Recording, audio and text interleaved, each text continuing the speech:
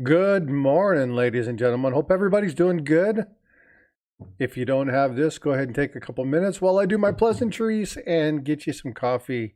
Thanks for coming in. I hope everybody is good. Let's go through and see. There's been a lot of chit chat already in this morning. That is awesome. So, EMR, good to see you, bud. Thank you for being here. Glad you got to sleep in a little bit. Thank you for being a channel member. Appreciate you. YouTube me, my friend is in the house. Thank you, me, for being here. Glad you're home. Holler at me later. We'll work on getting some stuff set up. Freaking Awesome is here. One of the best mods there is. I appreciate you, brother. Thanks for coming in and hanging out with me. Coin Junkie. What's going on, bud? How you doing? Hope you're well. If you guys like to watch people get animated when they search coins, that dude's a hoot. He's a lot of fun to watch. Go check out Coin Junkie's channel. He's a good dude. Logic is in the house. Hey, Logic, thanks for being a channel member. I appreciate you being here.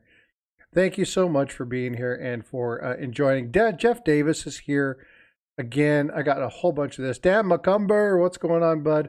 AZ Coins is in the house. Always good to throw a how do you do to Frosty. It's good to see you. Thank you all for being here. If I missed anybody, I apologize. Share it on the community and like. I appreciate you, bud. I really do. Thank you so much. Freaking awesome. All right. So today is Frosty's Chit Chat, but we're going to do something. Well, I wanted to wait and kind of get a feel for what everybody had, kind of like what they were feeling today. So what I kind of wanted to do was I wanted to go through and look at some Mercury dimes. So I got a roll of Mercury dimes here. But it's not just throw them on the scope and get started and do this. I actually want to walk you through like a process of how to stage, how to get set up. What's going on, Eric? Thanks for being here, bud. Eric's working today, won't be able to be on panel, but I appreciate you listening. Good morning, Azure Blue. How you doing? Good to see you, bud. But there's a process for like setting these up and staging these. So I'm going to walk through every piece of this puzzle. I'm going to look through, sorting these out, putting them by year. I won't break them out specifically by mark. I won't go into that detail because it is only an hour and a half show. But I will go through and separate these by date. I'll have the resources up. I'll have the coin scope up, and then we'll look at these and we'll set ourselves up for the best possible opportunity to identify and find any potential varieties that happen to be on these coins. Obviously, we're going to be looking for key dates, and I have my Mercury dime book over here. I've got a couple dates that I need to fill, and if I happen to come across those, then you will see those as well. All right, let me see. We've got a little bit of delay between the YouTube and the StreamYard side. So again, a little bit. Can we dance with your coin dates? I've got 3 of them that I still need to get. Obviously, 1916D is going to be one that I'm probably not going to be able to find or get for quite a while, which goes to something else that I'll talk about here in just a second. I need a 27S, and then I need a 24D. I think those are the 3 that I need. And again, we'll be looking through those. Now I have other ones here. I've got 2 rolls. I don't think we'll be able to get through both of those, but we will be able to get through one. As always, I have a wonderful co-host here today, the one and only Paula Bloom. Hey, Paula. Good morning. How are you? Good morning, everybody. I'm good. I'm getting ready to go get my second cup of coffee. I need a new desk chair. Go get you some coffee, and I'll kind of break down to everybody what we got going on here today. All right. All right. So, hey, Seven, good to see you. Hope you're doing well. Hey, Farm Dog, what's going on, bud? Thanks for coming in. I'm looking for a 1960D for about $3 if you find one. Yeah, I'm right there with you. Unfortunately, that's not going to happen. Well, we might be able to find one on Etsy or Temu or something like that. Morning, Brown Sugar. How you doing? Thanks for coming in. Always a good source of smiles and laughter in the mornings. I appreciate you being in, Brown Sugar. All right. So when I talk about there being a process about going through these, one of the things you can do is to set yourself up for success. So I'm going to change my screen a little bit, and you're going to see something that looks like this. So what I've got going on here right now is I've got the two sites that I would normally use. And hey, Coach, what's going on? Thanks for coming in. Appreciate you being here. I've got the two sites that I'm going to use. The first one is going to be Variety Vista, and the second one is going to be Wexler's. Now, if you have access to Kaneka, or you have like your book, and I don't have it sitting here, but if you have your cherry picker's guide and stuff like that, you want to have all your resources staged and available. Now, I'm presenting to you this way. This is not how I normally would do it. I have 3 screens set up. I would put my resources up on the screens and make the one screen my coin. But I've got this set up to use for you so you can see what's going on. That's going to be step number 1. Step number 2 requires me to move the camera down.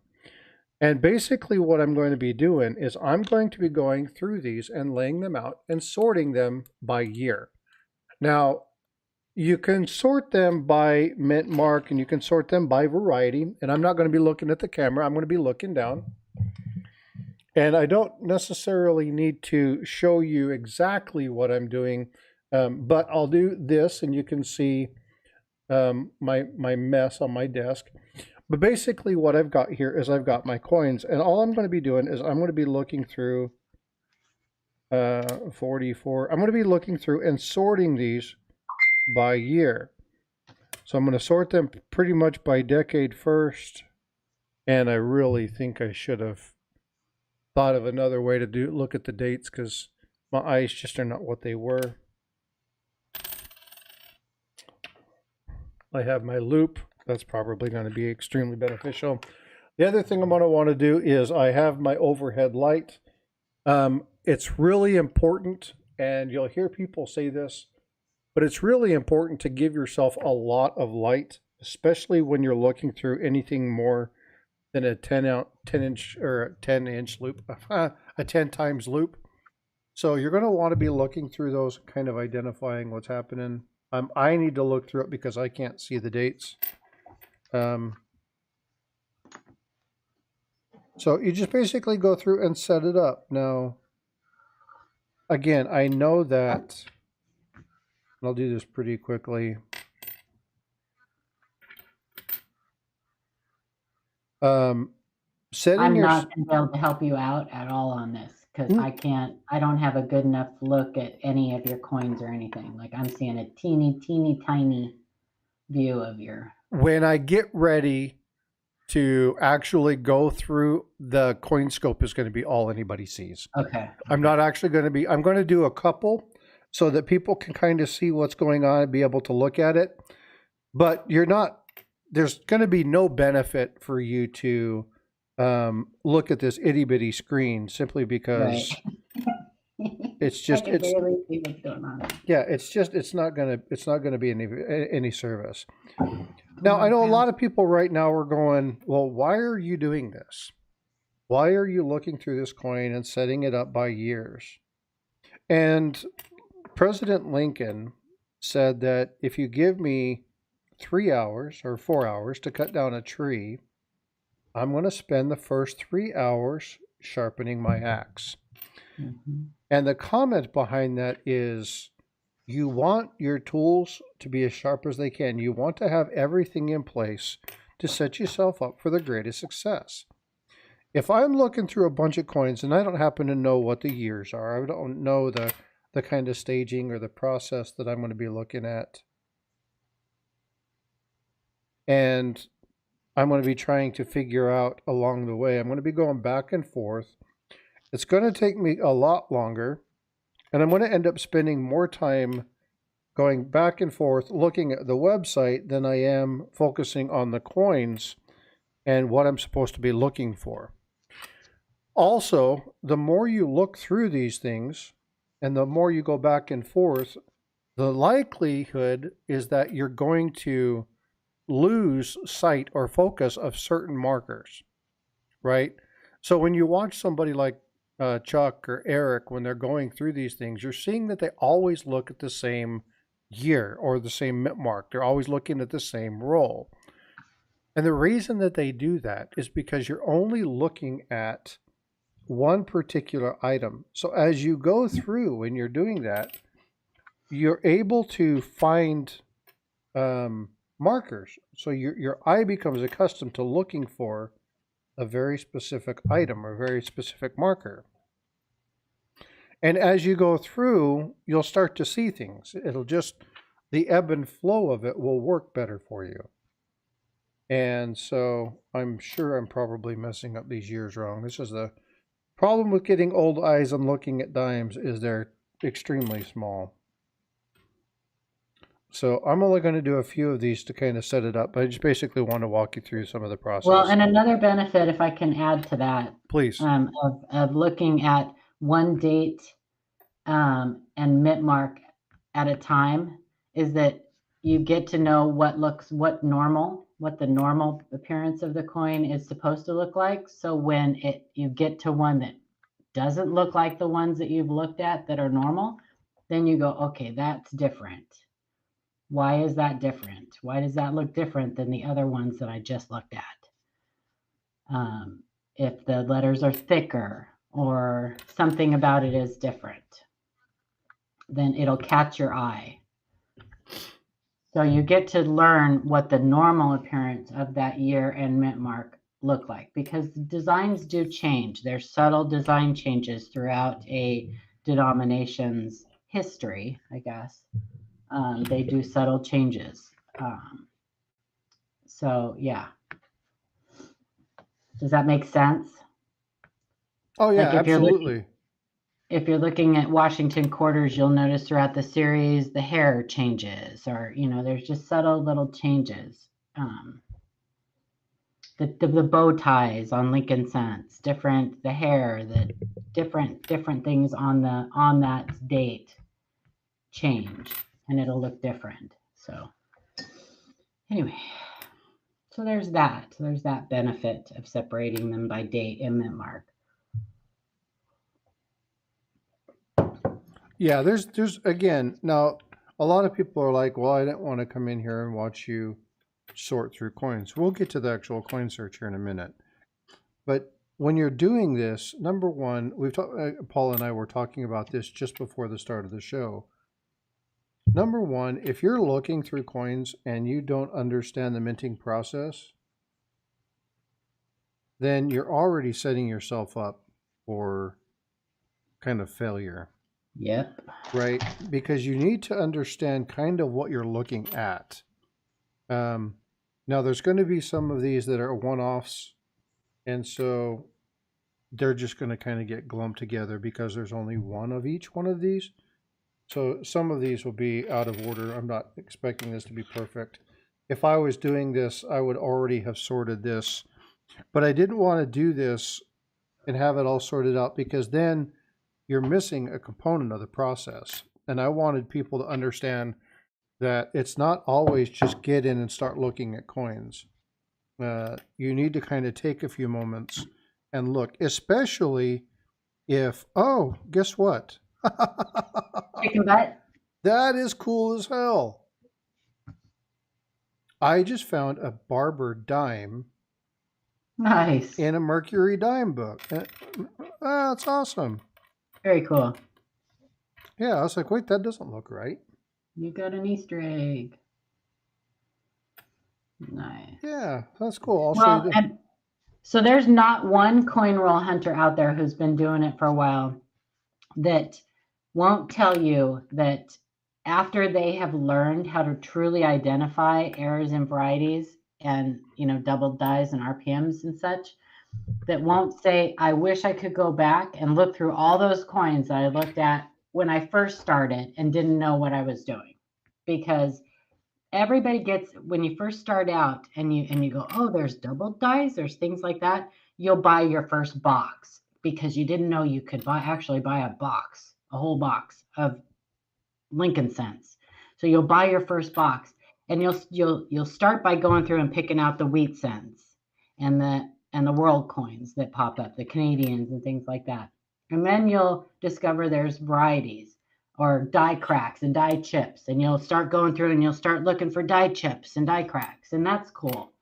And then you progress to where you're actually looking for double dies and RPMs. And when you get to that stage where you really know how to identify them, then you go, oh my gosh, how many 92 close AMs or how many 98, 99, 2000 wide AMs did I throw back into circulation because I didn't know what I was doing? Yeah, or you were just looking for the copper. Mm-hmm. And you're like, oh my God. Or you can do one thing that I did, which was be looking at stuff and notice some really thick coins and go, wow, that's really weird. I wonder why the date's so thick on that. But didn't bother keeping it because I didn't know any better. And that's okay. That's okay. If you're that collector that only wants to pick out the wheats and stuff like that, like errors and varieties are a very small niche in the hobby. And if you don't really dive in and learn everything you can about it, then, and if you're not interested in that, then you probably should find another part of the hobby to collect in, because it takes a lot of study and it takes a lot of learning. And that's okay. Pick out the coppers if you're not interested in that. If you're not interested in finding varieties, just buy a box and pick out the coppers, put them back in circulation, and then save them for people like me. Well, yeah, and again, YouTube me, he's joking with me. He's like, this Frosty character is ruining me. It's got me looking for all sorts of stuff like this. But before you go crazy going through and looking at him, now he's going to be sending me some cents to look through and stuff, which I appreciate. But again, when you're looking at this, if you're going to be buying a coin that is an error or variety, okay, that's a different story. But if you're going to be searching for them, know the minting process before you begin, right? Understand, and Paula can say this better than I can. I'll actually have you say this, basically the same thing you said to me this morning, which is if you're going to be looking for double dies, you need to understand how a double die occurs. Mm-hmm. You need to understand what that means. So a lot of people say double die, they're thinking double strike. Oh, it hit twice. That's not what a double die is, right? This is something that as they were doing the die, they pushed it down and then they lifted it and shifted it, or doubled. Right? There's something that happened during that process. And okay, real quick, Paula, you cannot answer. Eric, if you're still listening, you can't answer either. Okay.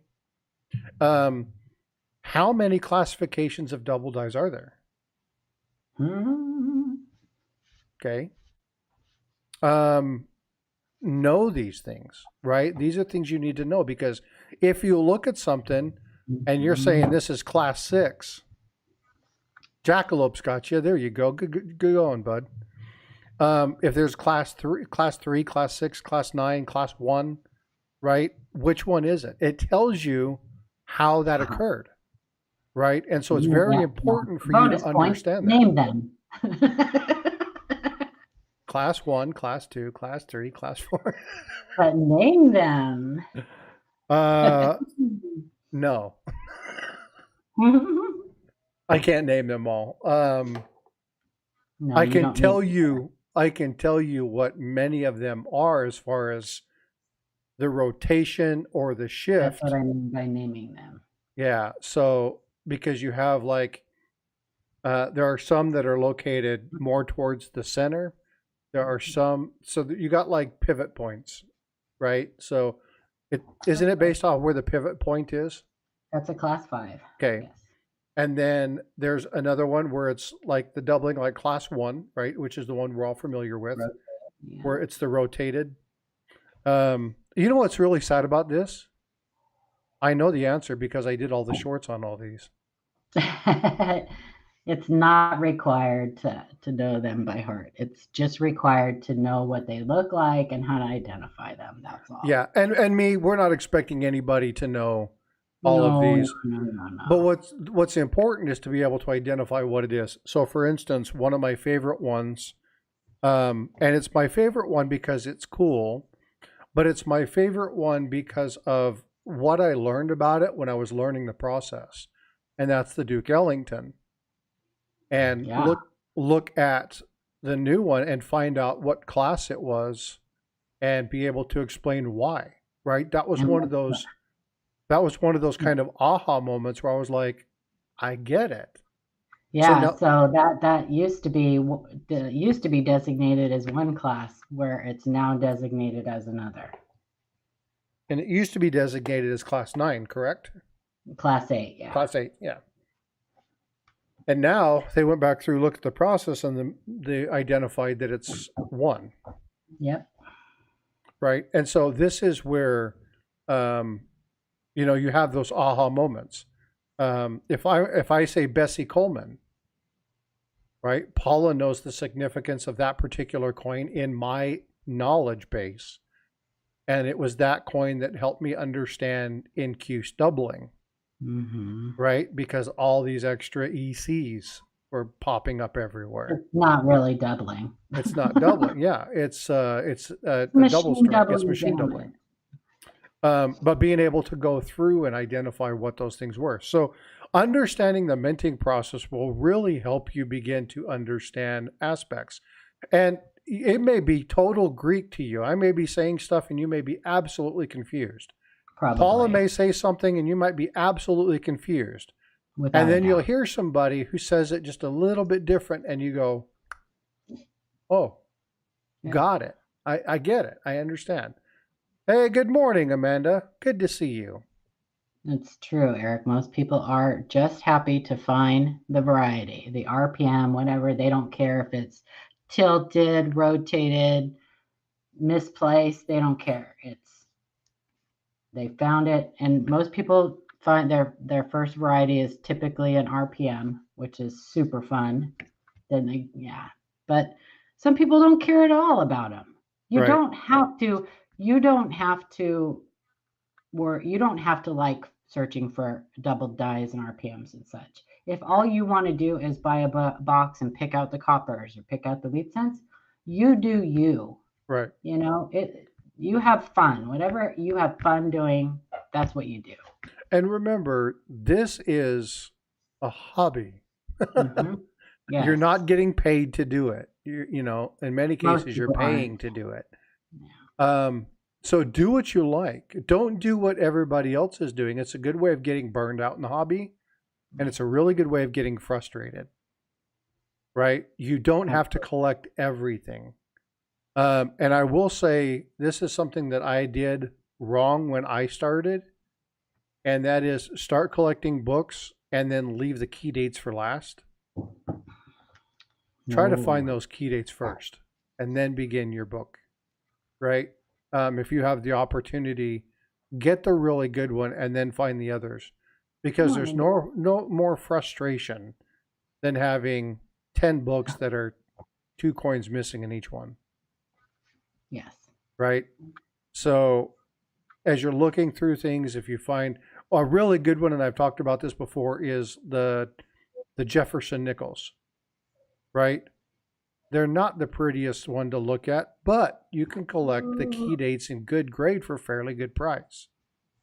It won't break your bank to get a really nice set together. Now, you're not going to want to start off by doing, seated half times. Oh, come on. I mean, you just, that's a lot of money. You can if you want to. You can if you want to, but yeah. But there's nothing more frustrating. And a lot of people get really agitated in this hobby when they get to that point and they go, I'll never be able to fill these. Benji, that's another good one, Miss Coin Crew. You can get a decent set of Benjis together in fairly good grades. You have to spend a couple $100 for 1 or 2 of them, but you can get them in 63 for a pretty good price. What's up, vote for Pedro? Ike dollars, nickels, yeah. Benji. Oh, Ike dollars. I put my Ike dollar book together for, $350. Yeah. So you can do. There's a lot of really cool ones.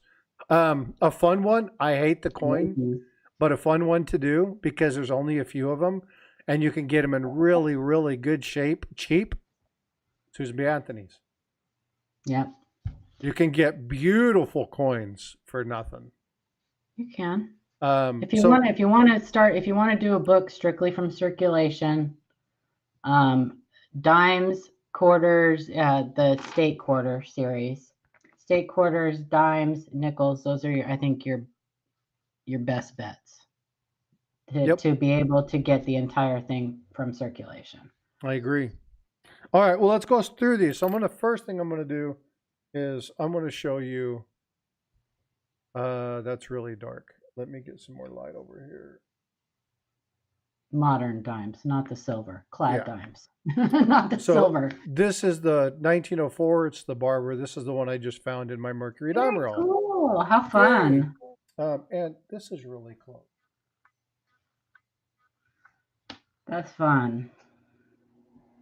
So that it's cool to find stuff like this. This is the other thing about going through is you may find stuff that you weren't anticipating to start off, and it makes it worth it as well. So it's cool. I start off with looking through Merc Dime books, and I find a Barber. Awesome. All right. One more suggestion. If you're doing books, like especially of, any book, like me just came up with a good point. You can buy an entire mint set and start books by just buying the mint sets. Most mint sets are cheap. You can buy the mint set and you've got all the coins right there to do your books, different years. And the coins are beautiful. Right. Same with proof sets. Most modern proof sets you can get for cheap, and you've got all the coins there. Great way to fill books. So there's that. And don't feel bad about breaking them out. No, if you really don't like to do it, you can get a hold of Nick. She'll crack your proof set for you. And she will smile while she's doing it. They're fun. All right. So again, I'm going to do this just a couple. I know that it's going to be really small, but what I want you to see first off, before we just start looking at the coins, is I want you to see the process. So you've already seen me separate these by year. Now, I didn't go the next step and separate them out by mint mark. Normally, I would do that, but I'm not going to do it just to save time, to kind of walk through. But normally, I would separate these PD and S and kind of just open them up so that I would just look at a specific one.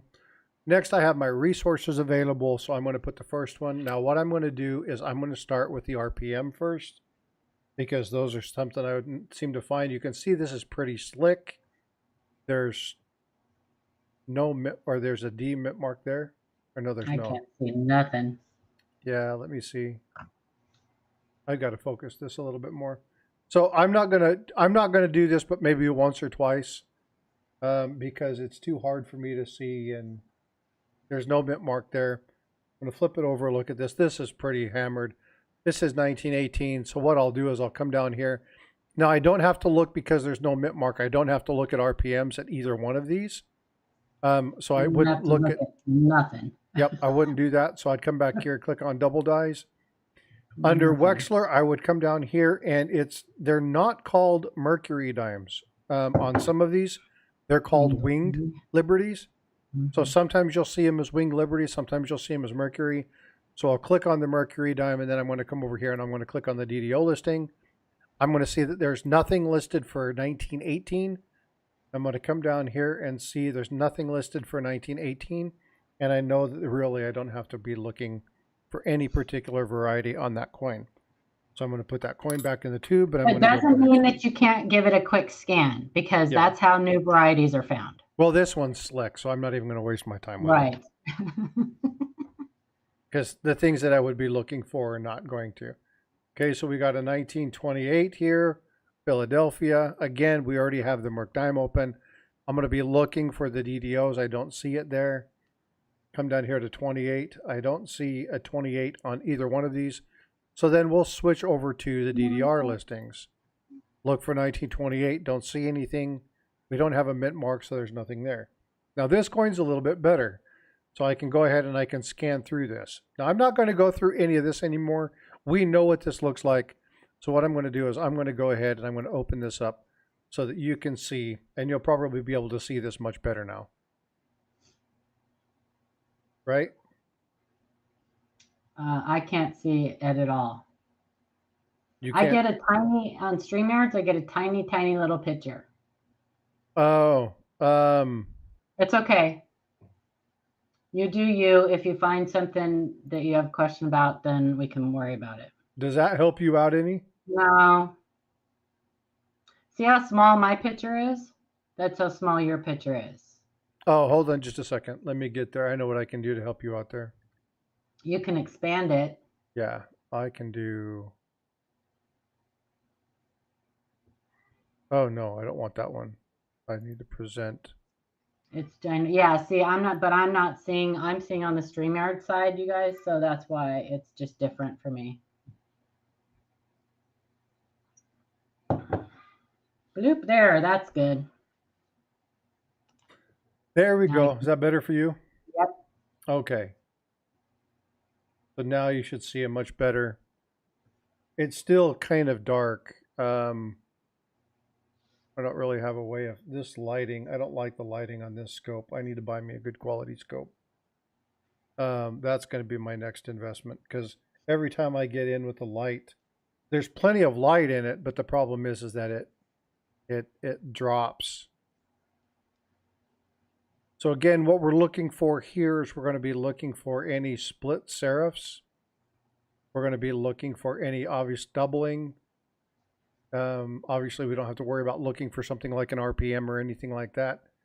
We'll go through. Now, I have a screen open. You guys can't see the other screen because I want you to see the coin. That's kind of showing me what some of these... Good spots on those to look at are the stars and the dots. Those are good spots. And then the tips and sides of the leaves. But the dots and the stars, those are always good spots to look at. On the reverse? Yeah, because the dots are gonna be kind of like they'll be kind of egg shaped, and the stars you'll in the points of the stars you'll see little notching or those are good places to look. Okay. But see how those are perfectly round, those dots, and then you want to look also at the tops and the bottoms of the letters. You want to look for thickness. Yeah. Okay, let me do something real quick. I'm going to disconnect my camera here and reconnect it because it just put me, for some reason, in Chinese. There we go. Is that better? That's a lot better. Okay. There we go. Now we can actually see. Sorry about that. Perfectly round. Say again? Those dots are perfectly round. Yeah. If there's any rotation or any pivoting, they'll be kind of oblong, like egg-shaped. And you see the same thing down here in God We Trust. Now these ones are pretty flat, but these are because of wear, not because there's doubling in them. Right. Smooshed. Yeah, they've been smooshed. Smush is not a class of doubling. No, that is true. So now I will say that there's doubling on this one, but just like the extra eyelid. Now there's not on this particular coin, but right here in this area, there is a known doubling in the Adolf Weinman signature. I can never see it. Okay. People pointed out to me. Say again? What date is that? Oh, it's not on the 28. There's, it's like on the 44 or the 41. I was just saying that people say that there's doubling on that particular item. I can never see it. I've looked and looked and looked. Even people that have had it, they've tried to show it to me. I can't ever see it. So there are some things like the extra eyelids. I've got to leave it to people who know what that is. So you really have to understand the design variety. The really blaring ones I can find, but other than that, I just can't see them. And that's okay. You don't have to find every one of them. But the more you look, the more you'll find. The more frequently you look, the more frequently you'll find. I think those are mostly just like extra thickness. And sometimes I think they have like a split in them on those initials. Yeah, there's like a little bit of doubling in the upper right hand corner of the W. It's a little bit wider, but there's like some mark on there, and I just can't ever see it. I look at the pictures, I'm like, I don't see what they're trying to point And out you're to me. probably not going to see them on really super worn, like smushed. Yeah, that's probably very true. Yeah. Again, look at those stars, look at those dots. They look really good here. Nothing But don't really get stands caught out. up looking. Don't get super caught up looking for the fly poop and the pepper. Yeah, yeah. I spent a bunch of time trying to look through. What is it Eric calls those? He calls them something. I can't remember what he calls those. But I'm not even going to look at that one. The teeny little, the fly poop and the pepper. He calls them something. Okay, again, no repunchment mark. And again, rotate your coins. Now, I took something from Paula. You can't see this. This is just a silver coin holder. And what I did is I put a piece of felt on the inside, and then I can take and I can rotate it with my fingers without touching the coin. It makes it really easy to put your fingers under the scope. It's actually larger than the bottom of the scope as well, so it makes it really easy to turn. Yes, jackalope, that's it. Bluegills. Bluegill. Bluegills.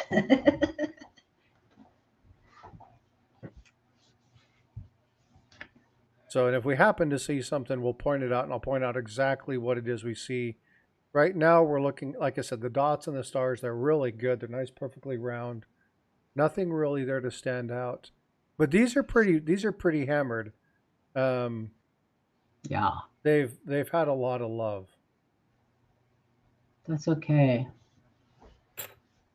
I just think it's cool. So this is already a win for me. I haven't been through these before, and I found a barber dime. So like, score. Yeah, I'm happy. And you'll find that you got to be okay with the small victories, right? If you get ticked off because you only found an RPM, you're not finding major double dies. You know, hey, you found something. You can go through well, roll. You started out a winner. You have a roll of Mercury dimes. Well, that's true. A win-win for anybody. Yeah, that's true. You started out a winner, so. And I got to say that Mercury dimes are one denomination that I think is beautiful, whether it's slick as snot or mint state. I think they're a beautiful coin. I like the Mercury dime. Now, I used to not even like pay attention to them. And my mom sent me one, and she's like, well, you're going to start your journey. Here, I'm going to give you my Mercury dime. Nice. And that's what I was like. I was like, oh, thanks, Mom. I appreciate that. And I started looking at him, and I was like, you know what? That's a really good looking coin. I like them. It's not. Now, when you look at the barber, barber needs to be in mint state. Yeah. It's a great coin, but yeah, it's just. The SLQ, same thing. They need to be in pretty decent. Okay, so here you see the machine doubling on that? No. On the 6. Where? No? On what? On which one? It might be just light. I think it's just circulation. Yeah, it's just circulation wear.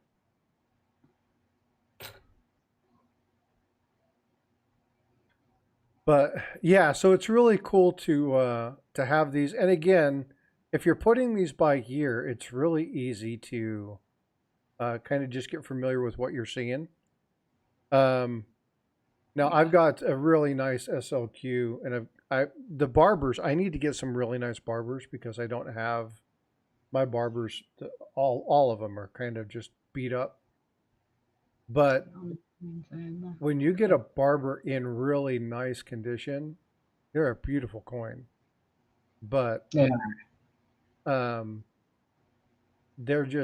trash when they're slick. I don't like them.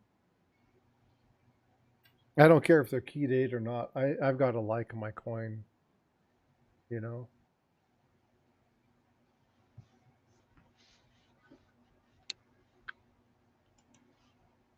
Yeah. Damage on that rim.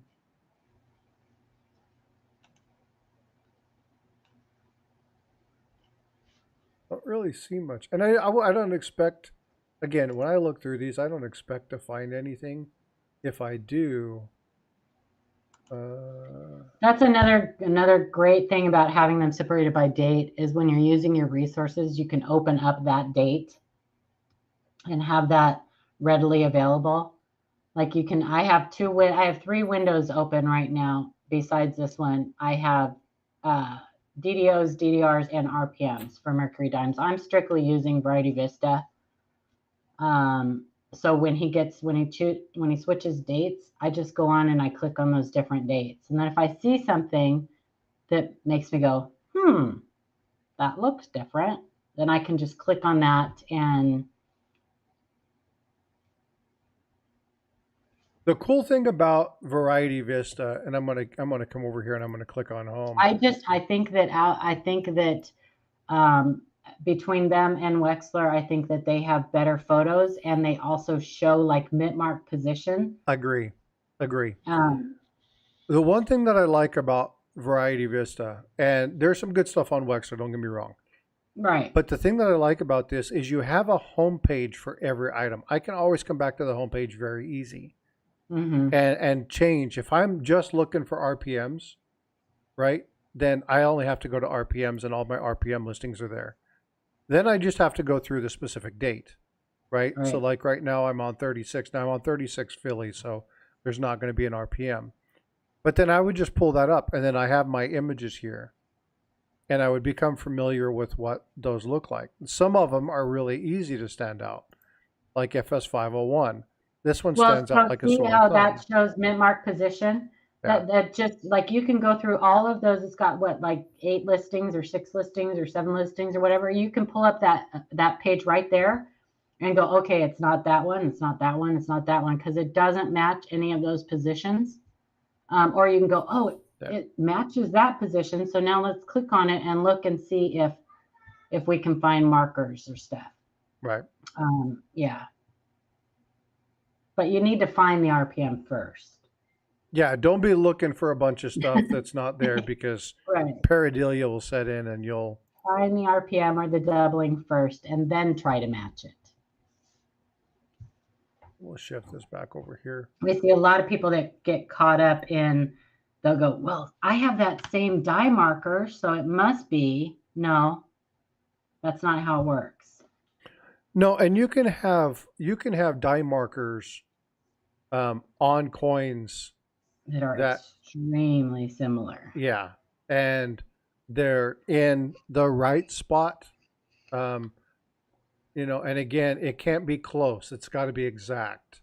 And so it's like, let's say you have a little die chip or a little schmutz here in between the D and the G, and yours is a little bit more over the O. It's not the same one. Wexler does great on markers. Well, Wexler writes an entire paragraph on markers. Yeah, but the problem is that he doesn't show pictures of those markers. So leaves a lot of room for interpretation. That Variety Vista doesn't list markers on die pairs. He does. If you scroll all the way to the bottom, it's got, you know, if they have that example, then they only can show what they have been submitted, what people have submitted. But if you scroll all the way to the bottom, it shows like here on this 36 DDO 006, it shows stage B, circular die scratch around the rim, mid die stays, reverses. So it shows pictures. I agree that he could do better showing more markers, but yeah, he definitely could do better showing more markers for sure. But I can look at most of those pictures and find a marker that's not listed. Yeah, that's true. Yeah. You don't always have to go by markers that they have like written down or whatever. If you see something that you can identify as a die marker on their pictures, and then you can identify it on your coin, just because they don't have it written down, that's a great tool too. So if the pictures are really good, then you can find die markers. Chuck's pictures are fantastic from Lincoln Sense. Chuck's site, once you learn how to navigate it, is by far the best site for die marker or for listings for Lincoln Sense. No doubt about it. Oh, I agree. Yeah, I definitely agree. Yeah, no doubt about it. I was looking at the bottom of that 3. I think it's just where.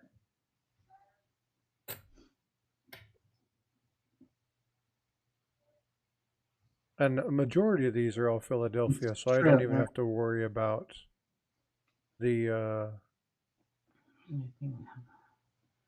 Yes, that is. We talked about that earlier, Eric, that when you, like how you guys, when you look at a roll of all the same date mint mark, you start to know what normal looks like. And then when you find something that's not normal, it really pops out at you. You go, that's funny. Let's look into that. Yeah, that you looking at that 3, that's I think it just squished. Yeah, it's just squished. One of the images has the numbers look good, but the 9 doesn't have what it needs to have. And this, you can see everything's kind of pushed down to the right.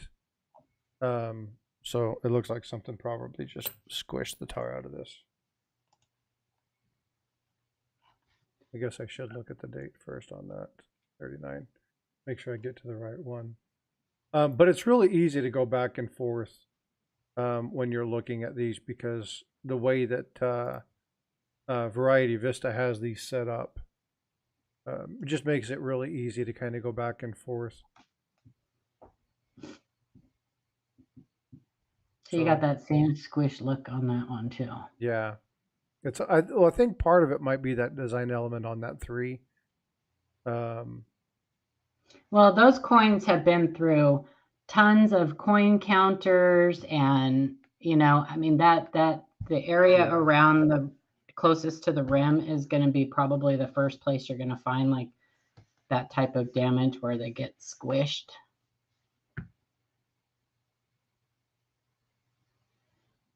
Yeah. And again, these are definitely. I say get a loop before a scope. Absolutely, I say get a loop before a scope. Yeah, the only reason I do the scope is because, one, I'm showing you all, because you guys can't see what I see through a loop. But if I'm going to be scoping coins, I use the loop for verification. It's great to find die markers. It's great to verify. The thing is most people, when they buy a scope, they want to look at the molecular structure. They want to get super close and use a microscope at the same magnification that you would use your loop. So pull it back a little. You don't have to get so close. Pull it back a little. How Frostbite has his right there, that's perfect.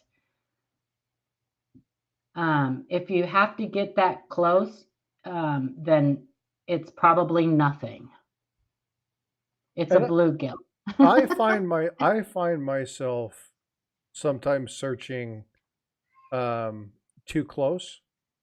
So what I found is I found a really good area where I can see basically like the quadrant of the coin, right? I can see an entire quadrant of the coin.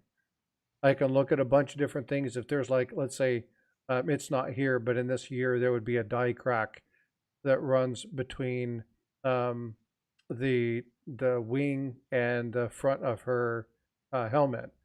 I could see the entire die crack this way. If I was only looking at this much of it because it was zoomed in, right, I would have to move and I might lose the other marker that's there.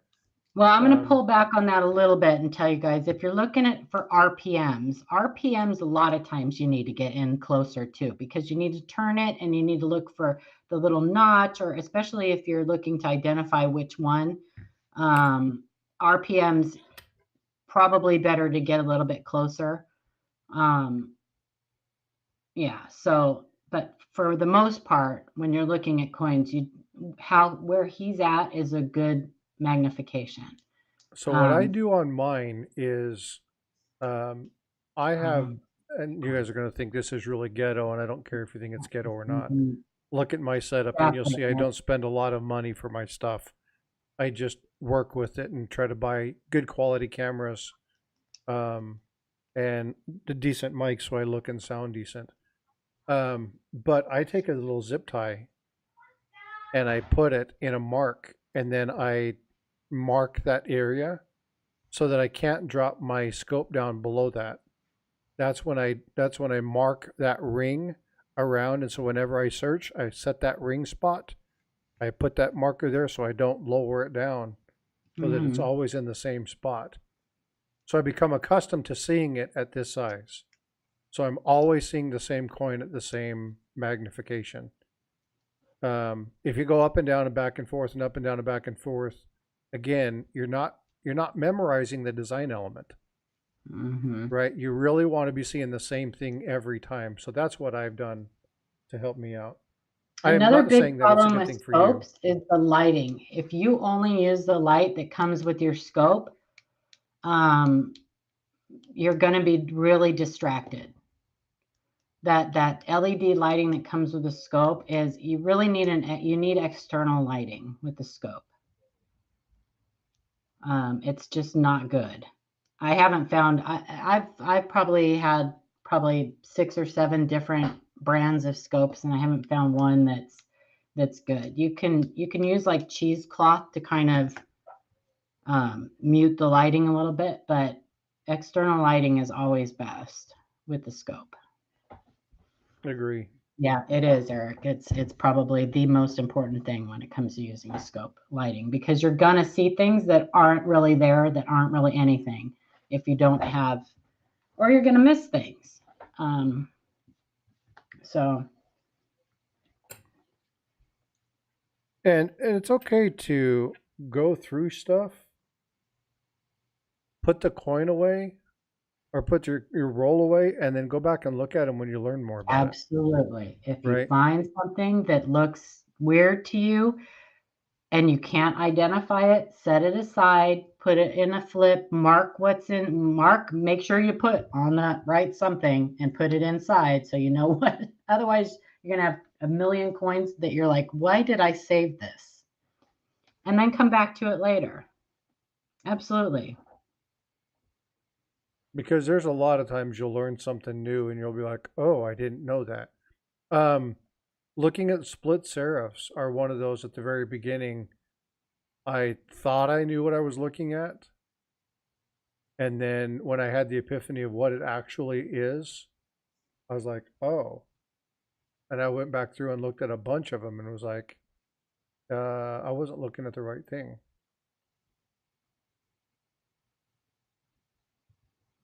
It's absolutely true, Eric. The lighting that comes with the scopes is horrendous. Yep. I have a ring light that I just set above my scope. When I'm looking for stuff, I typically turn my scope light off, or I'll leave it down real low, and then, but I have a ring light that I just put right above. It's the problem that I have is that the software that I use when I'm showing my scope, like right now, I'm just utilizing the camera. It's not the software. Like OBS and stuff will automatically adjust the light, and I don't like that. So the camera that I have, or the scope that I have, it's not really high end, but you don't want the scope changing your lighting. Yeah. Right. If you have black here, so you can see how the light changes automatically, I can't turn that off on my scope. And so I need to get rid of this and get one that's a little bit better, because it'll change the coloration. It'll change the lighting. I'll lose shadow. It tries to balance it out. It does stuff that I don't want it to do. I agree, Eric. And I've had that before, but this desk that I have, I don't have room for 2 separate, but I totally agree. 2 separate light sources are definitely better than the ring light. But that ring light's better than the light that comes with my scope. And I know what I'm looking for, so I can adjust for that. But yeah, I totally agree. Separate light sources are definitely better. For sure. You guys want to see a beautiful 1916D Mercury dime? About an $80,000 1960D Mercury dime. Gorgeous. Go watch the Coin Show podcast from last night. That thing was gorgeous. Mint State 66 full bands. 1916D. Yeah, yeah. I thought Matt's cool. Or Matt's was really cool, but it's on a different level. Yeah. Yeah. Yeah. It's like, but no, I still have to go with the other. Because that freaking Merc dime was amazing. It was. I know. Yeah, that was cool stuff. I wonder if it's the one. It may be. They get to, so it's at Harlan J. Burke for like, I think he said another week. And then it'll be delivered to the new owner. But it may be. It was purchased and they're holding it and then they're hand delivering it to the new owner. So maybe. Beautiful toning on it. And I'm not a toning person, but it has that beautiful toning. Yeah, it's 100%. You can tell it's 100% authentic. Oh yeah. Yeah. It's absolutely gorgeous. And I think it had the mint mark that wasn't the RPM. I think are there 4 die pairs? And 2 of them are RPMs, I believe. Yeah, I don't know. I think maybe it's just one that's the RPM. But yeah.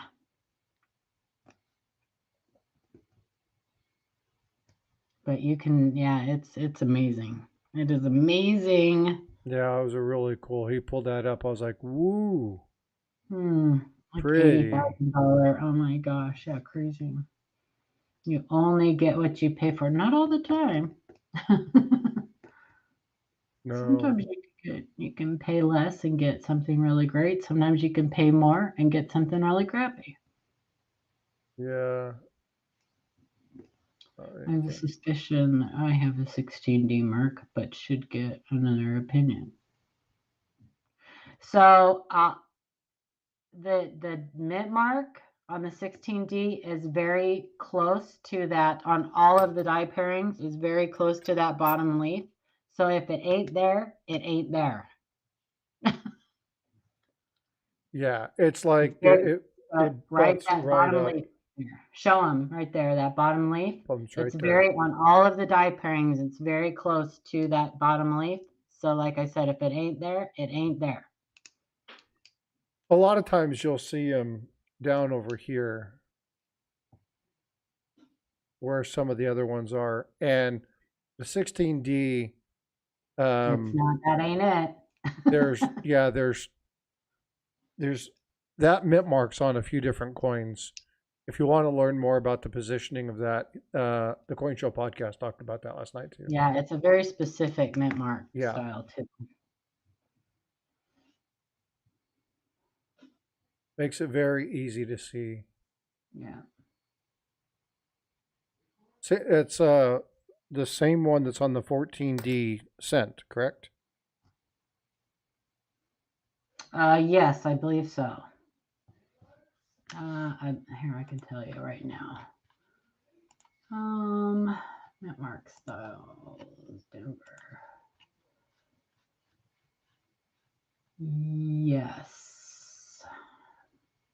Yes, I think so. Let me go home. Go to dive right is mint mark styles. Yes. Same one. Yeah, I thought that's what he said. Mm-hmm.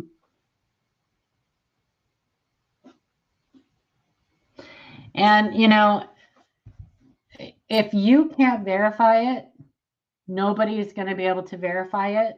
So if you can't have it verified, you know, it's probably not worth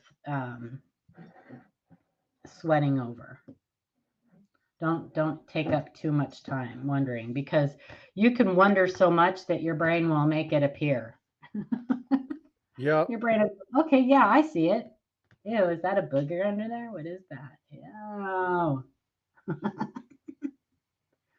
It's a booger. Yeah. There's some growth on it. There is some growth on it.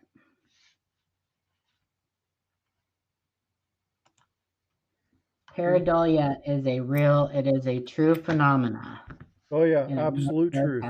And it happens to the best of us. It really does.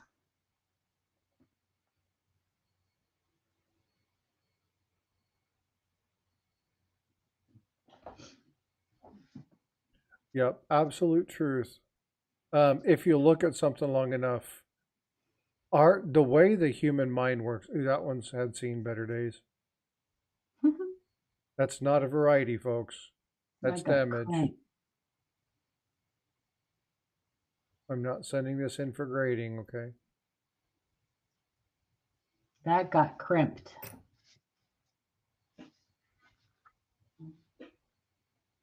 And these are all 41s. Now, I didn't separate the Ds and the...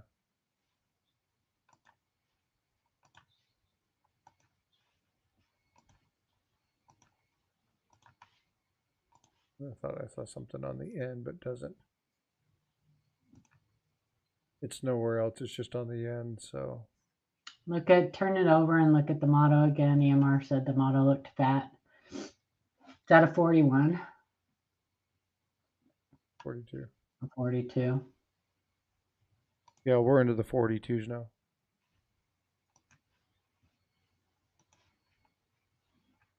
Look at the motto. Yeah, I think that's just squished. It looks normal. Yeah, just squishy. Or were you talking about the motto on the previous coin, EMR? You might have been talking about the other one. There's a little bit of a delay. One before this one, he said. Okay, let me go pull that back out. There's the one before. That's the 41, right? Yeah, that's 41. There's some mechanical doubling, looks like, on the eye. Yeah, that's not... There's definitely MD on that. Yeah.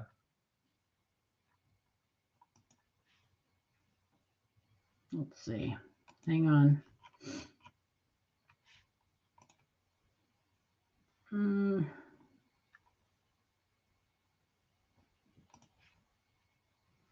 I don't see anything, but No, I see the mechanical doubling on it. Yeah. But all right. And then I already looked at that one. This is the one that I always see stuff because my mind wants to see something back on it. One more. That's not the one either, Eric? Somebody's saying the delay got him. I don't know. Oh, well, I can always go back and look through some of these. There's only a couple coins. This is the one that always gets me because I'm always wanting to see that one. Right? Yeah. He said it doesn't matter.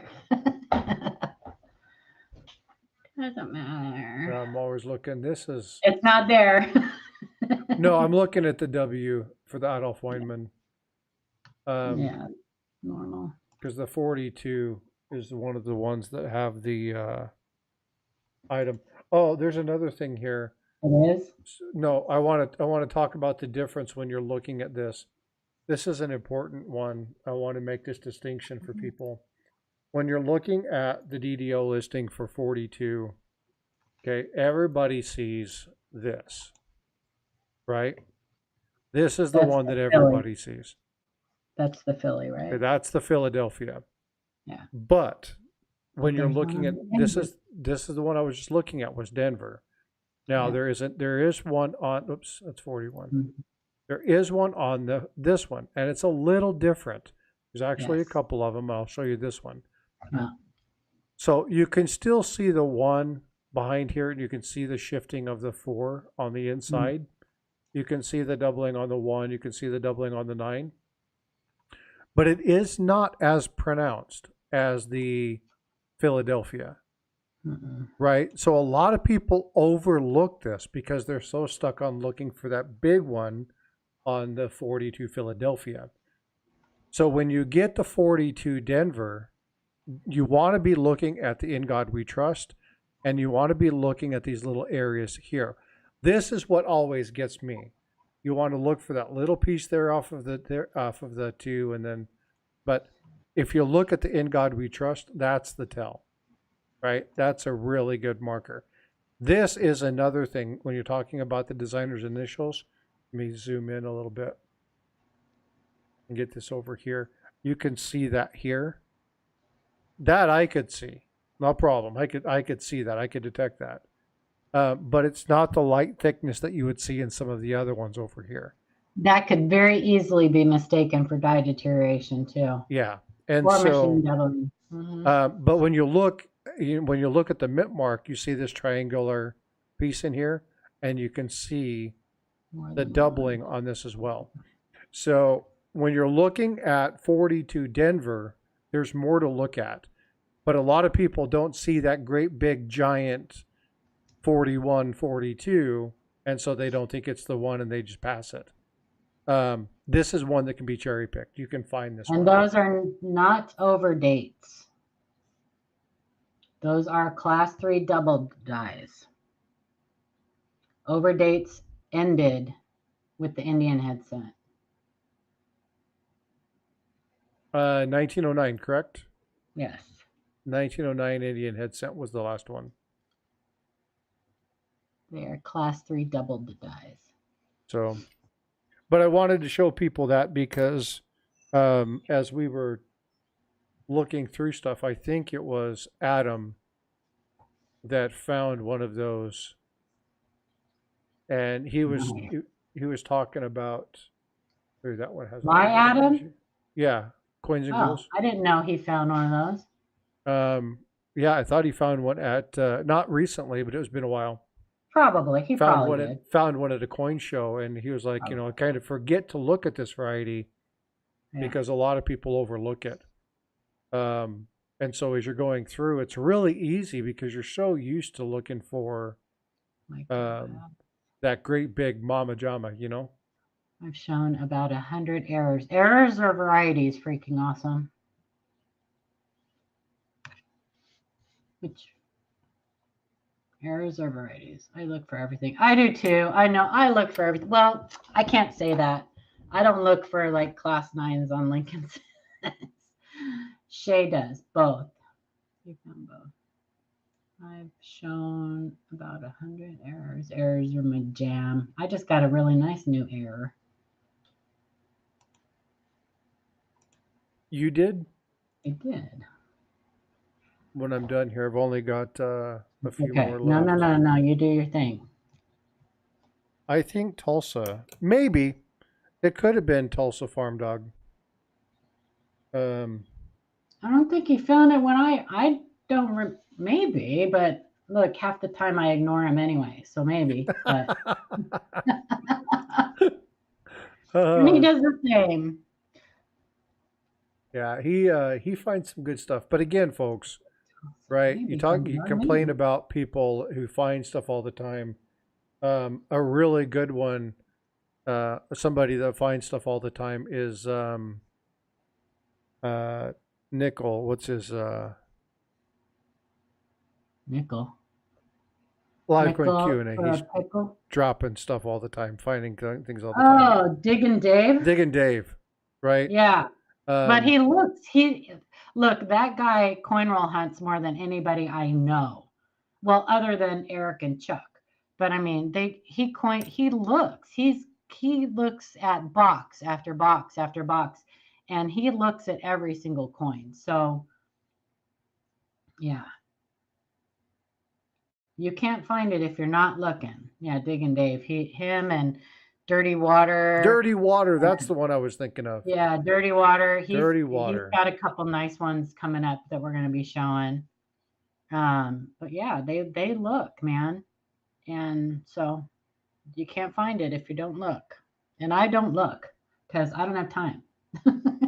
What's up, I wish Doctor I Who? could How you coin roll doing, hunt bud? like Good to used see to, you. Yeah, he finds some really neat stuff. Mm-hmm. Yes, he does. Indeed. What's fun is like, and again, if you don't look, you won't find it. But Yep. if you look and you look and you look, you may go years without finding anything good in a specific year. Yep. And then next thing you know, you see 3 or 4 people in the community find them. Bam, bam, bam. So you may never find one of the ones you're looking for, and that's okay. You may find other stuff, but you got to be looking in order to find it. I think Eric was talking about he finally broke down and bought the 72 or. I want. So that's probably one of my next bucket listers is the FS 101 on the 72. Because I want a nice example. Like, I mean, you can get one in a lower grade for they're affordable, but I want at least a 65. I found 2 double dies. Well, outside of like Lincoln Sense, the what's the formative years? Yeah. Right. I found a few in that one. But my first real double die was the 95. That you found? I found a 95. Nice. I never found one. I bought 2. And I was working at a gas station at the time, and I had a buddy come in. I'd work the late shift. We'd work from like 7 p.m. to 4 a.m. And so we would go through. People would bring stuff in, and that was when all the drunks would come through and buy cigarettes, get gas, get beer. So they were always dropping cool coins. But I wasn't a collector back then. I was a gatherer. Hunter gatherer. Yeah, I just was grabbing what I could find, and so a lot of the stuff that I found back in that day was thrown away thanks to my first wife. Oh boy. Yeah. Oh, she threw gold away. She threw artwork away. She threw Psycho. She had some issues.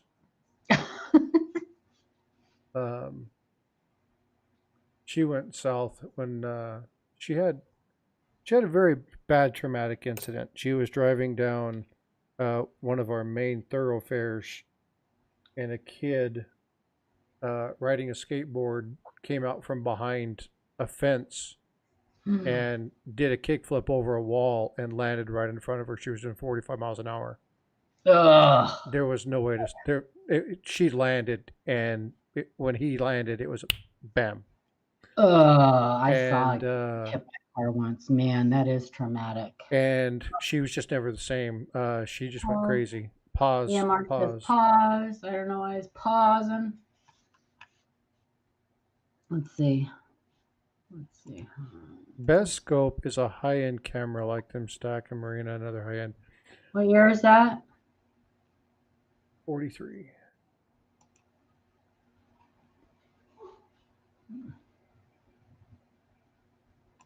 Uh-oh.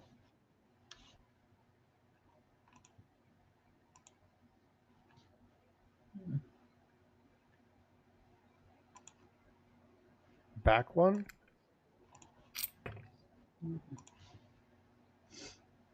Yeah, I forget you guys have a little bit of a delay. Yeah, they have a delay. Okay, what are we looking for, EMR? Nothing there. Yeah, I don't see anything there. E pluribus unum.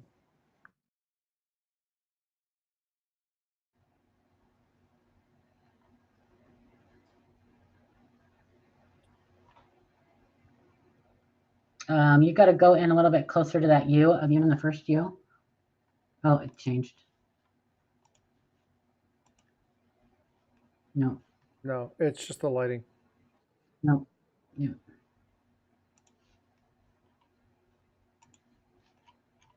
Is he looking at, because here it looked like something. Yeah. It changed as soon as you turned it. Yeah.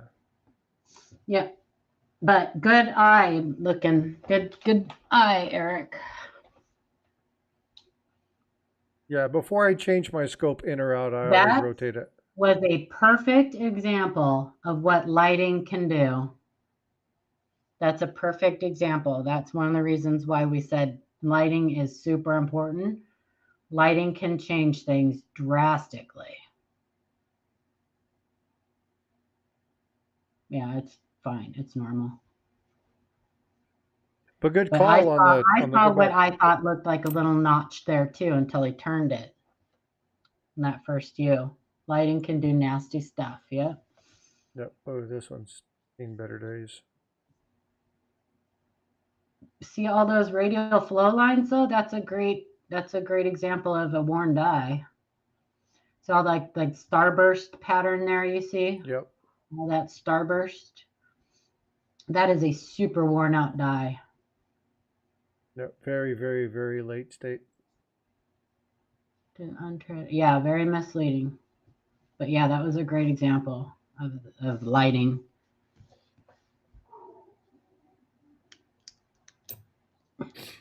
And always rotate your coins when you're looking through these things. That's why sometimes you'll see me look at them upside down. Yep. Because if it goes away, it wasn't there. Yep.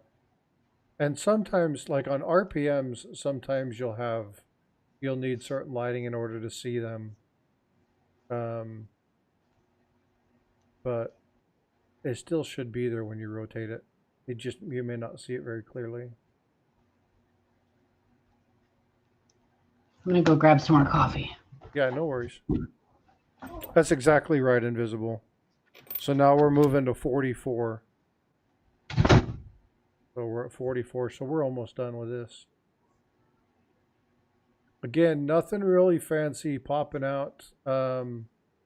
Nothing huge. But again, found a barber dime and a merc roll. So I think that's pretty cool. That makes me extremely happy. So regardless if we find nothing else, that's a win in my book.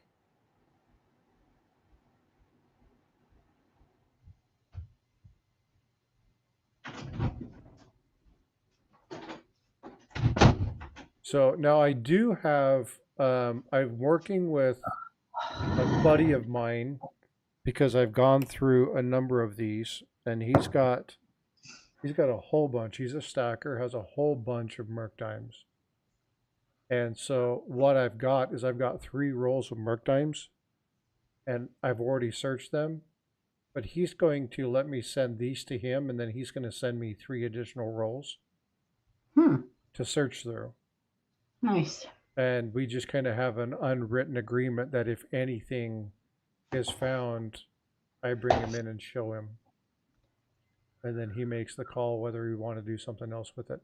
Hopefully we find things like, certain dimes that are missing from the books or stuff like that. I kind of do this as a service to him because he's like, I can't look at those. They're too small. How do you get copper coin to stop corroding? So corrosion is terminal, right? That's my understanding.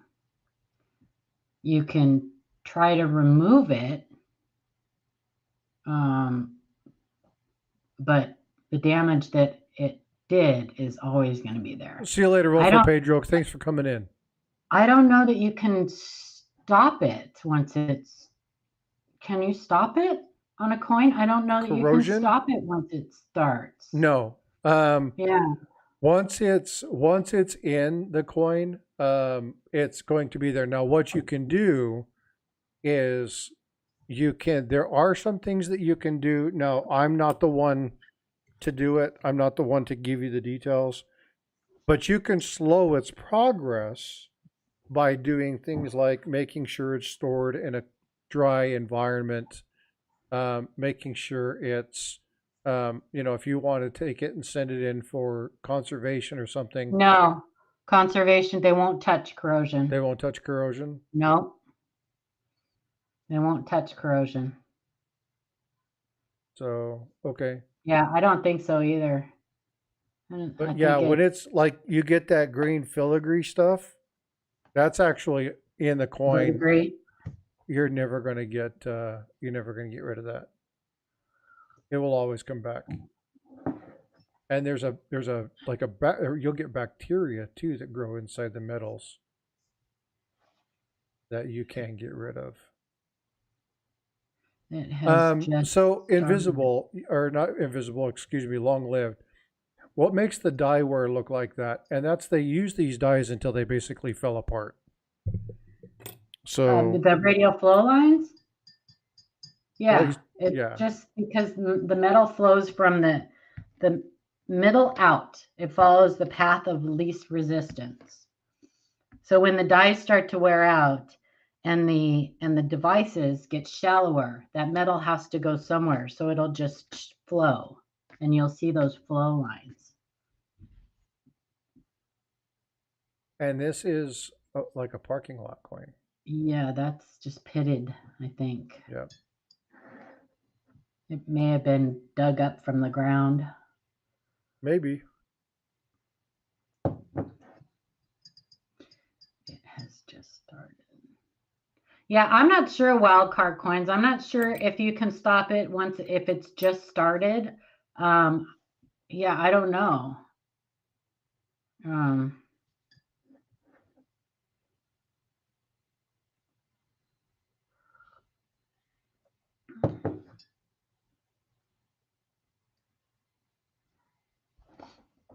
Do the dies get very hot? So the striking process, there's so much heat generated that coin becomes almost a liquid state. So there is a lot of heat generated during the striking process. It becomes almost liquid state. It's so hot. I'm trying to remember. I want to say that they get to like between 1100 and 1500 degrees for that fraction of a second. Something. It gets very, very hot. And that's why you get that metal flow.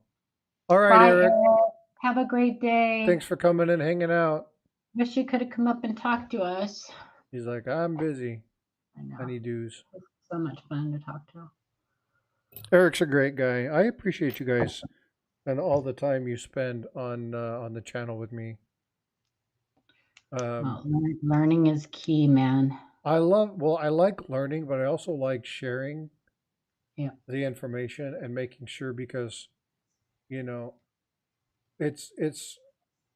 what I enjoy. I like being able to have that aha moment and then show people what that means. Yeah. But God, I got so much to learn.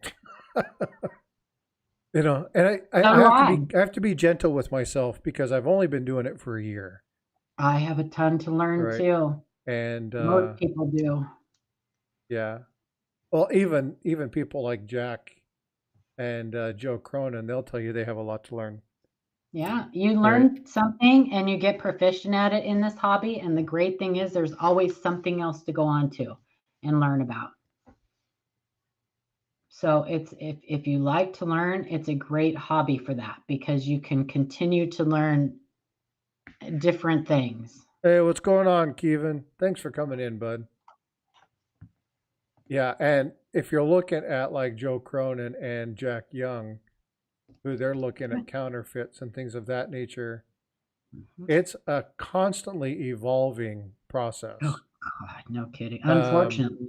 Technology and all the stuff that they have going on, there's so many items that are there that can potentially fool people, right? And some of the quality of some of the coins that are coming out are second to none.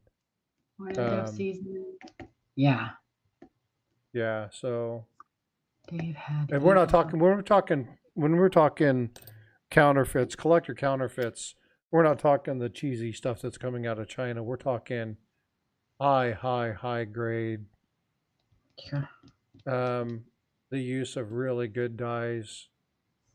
Yep. It's the one that's fooling even the grading companies. Yeah. Crazy. That's the one that Matt showed last night. That article that Jack wrote. Yeah.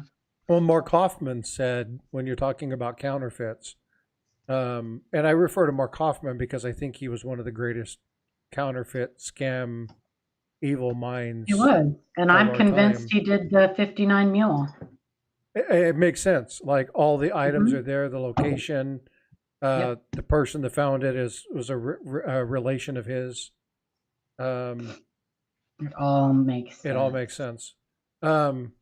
There's actually some talk about he might have had his hand in the Omega Man. I don't know about that, but I think he would have claimed it. Think so? I think he would have claimed that. Yeah, he's got nothing to lose. That's why he claimed the 59. What's he got to lose? Yeah. But it's also a thing where you can never prove it. He can never prove it. So you can't prove it or disprove it. You just have to go with what makes more sense. You know? What's going on, David? How you Does doing? it make more sense that coin's a counterfeit, or does it make more sense that coin is genuine? Well, it makes more sense to me that it's counterfeit. The Omega Man? No, that 59 mule. That 59? Yeah. Yeah. And if it's not counterfeit, if it is genuine, it was done on purpose. Well, of course. Yeah. Yeah, of course. There are quarters. Two that I know of, I think, maybe three, that were 1970s proof quarters.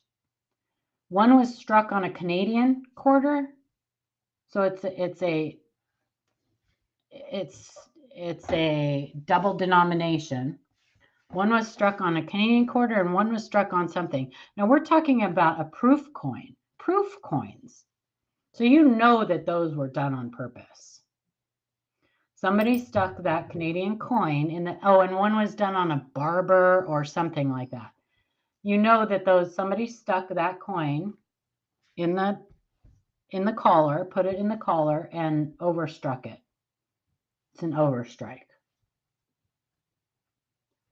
But it's a proof coin. So it's not, it's not like where you get like overstrikes or double denominations where like a dime planchet or a dime will get stuck in the bag after it's gone through everything, the hopper and everything, and because they reuse those canvas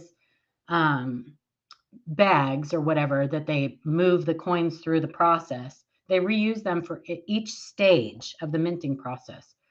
So at one stage, that could be the finished coins, and then they dump the finished coins into the ballistic bags, and then they move that to the blanking process, or where after the upsetting mill, they throw them all in the bag, and then they move it to the striking process. So sometimes struck coins get mixed in there, and then they just go through the process of being struck again. I could show you guys a lot better than I'm explaining it right now. But those bags are used, or they're like crates, I guess. Totes, big totes. I've only got 2 or 3 coins left, so as soon as we're done. But they move through the process. They use them for struck coins and they use them for unstruck planchets, and they just use the same bags over and over. So it makes sense. And from denomination to denomination, it makes sense that some of those can get stuck in the little creases of the bags or somewhere along the line, right, and just go through the process again. But with proof coins, those are a completely different ballgame. Those are all, most of the process is done by hand. Yeah, you can't get like this random coin that hasn't been like a barber or whatever, that hasn't been struck in years and years and years, finding its way into the proofing striking chamber. The proof striking chamber. It ain't gonna happen. Somebody put it there. So I'm going to show something because he just said something.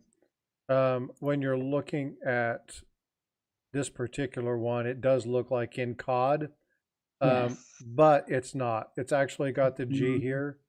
but it does look like in COD we trust. And that's a normal thing. It's just die wear. They've abraded this, so you can see that. Yeah, when you see things like that, you know that can't be, it can't be like a random die that they just decided to spell wrong. That's how knowing the minting process and how dies are created helps you out. Yeah. Because you'll know that they just aren't going to go, well, hey, let's spell God a little different on this die. Because it all comes from the same master hub.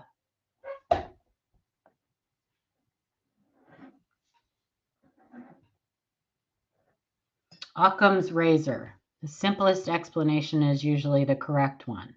So the explanation that requires the least amount of guessing or assumptions, that's the one that's usually correct. So when you're searching coins, always remember that. Occam's razor.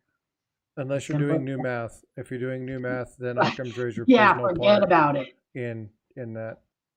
New math, whatever. Like we needed a new math. Math has worked for centuries the way it was. Why do we need a new one? I don't understand the whole premise of it. My daughter walks through it. And she's like, "Dad, how did you ever do math?" And I do it. She's like, make things. She's like, "Oh my God, that's so much easier." I'm like, "Uh-huh." Right. It is. And guess what? You get the right answer. Right. But there are some things that she can do like way faster than me.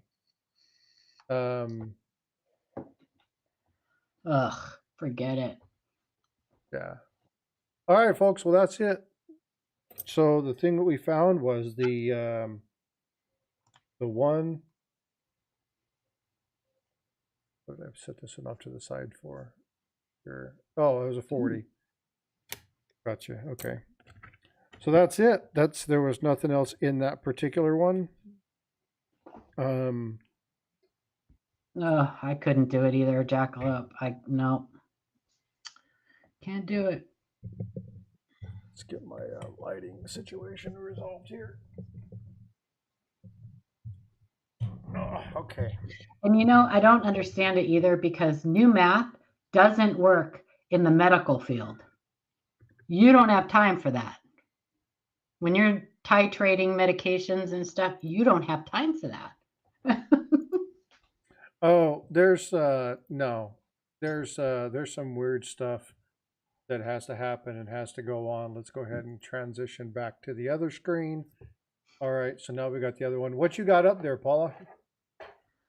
Oh, this is my new coin I just got. I really like it. Let me make you big. Hold on. The reverse, normal. This is a shifted die cap. Struck through shifted die cap. Let me be specific. This isn't the actual die cap. It's a struck through shifted die cap. So there was a die cap. It's a shame you don't have the die cap that struck through this. And it's got a little something, something. That's the reason I bought it. It's got a little something, something that I need to investigate a little further up on the top here. Like a little struck through something? Something. So that looks very much like reading. Yeah, like the edge of a coin. Yeah, and it's not incused, so it wasn't hit by reading. It's raised. Which makes me wonder if the die cap, if there wasn't some detached reading in the striking chamber and it damaged the die cap. Like a coin exploded type thing? Well, just like, so you get struck through detached reading on coins. That's an error.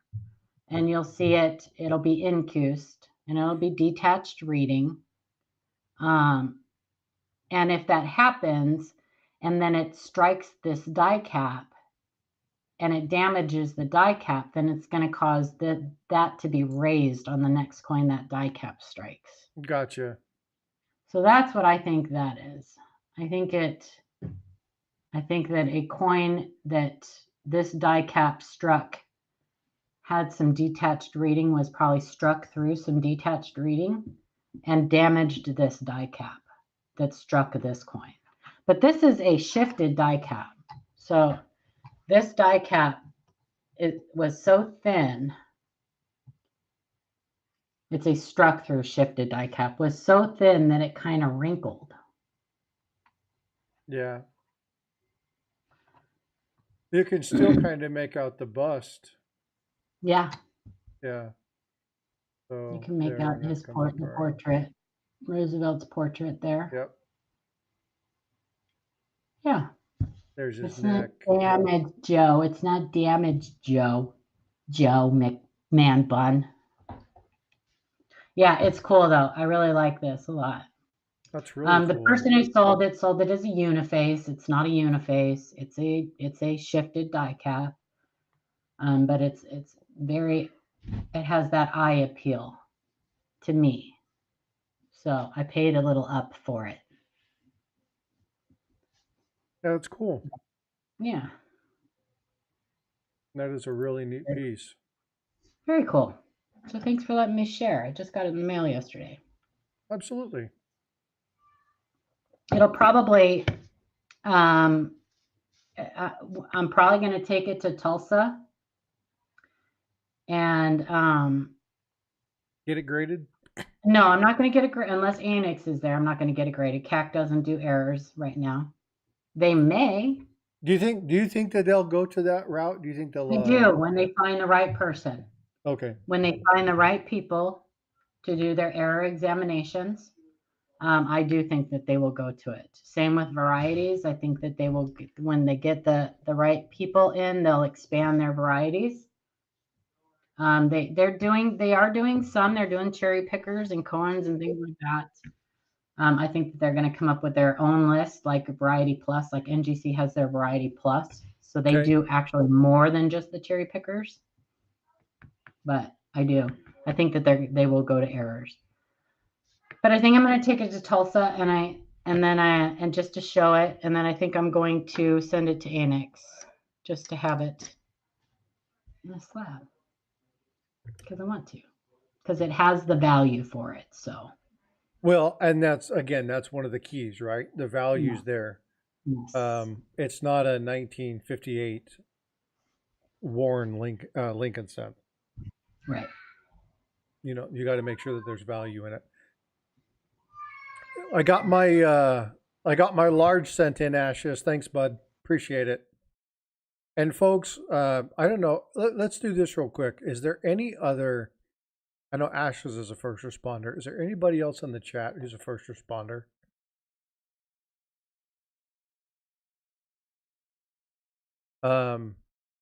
Reason I say this is I just want to say, thanks for your service. Thanks you for what you do.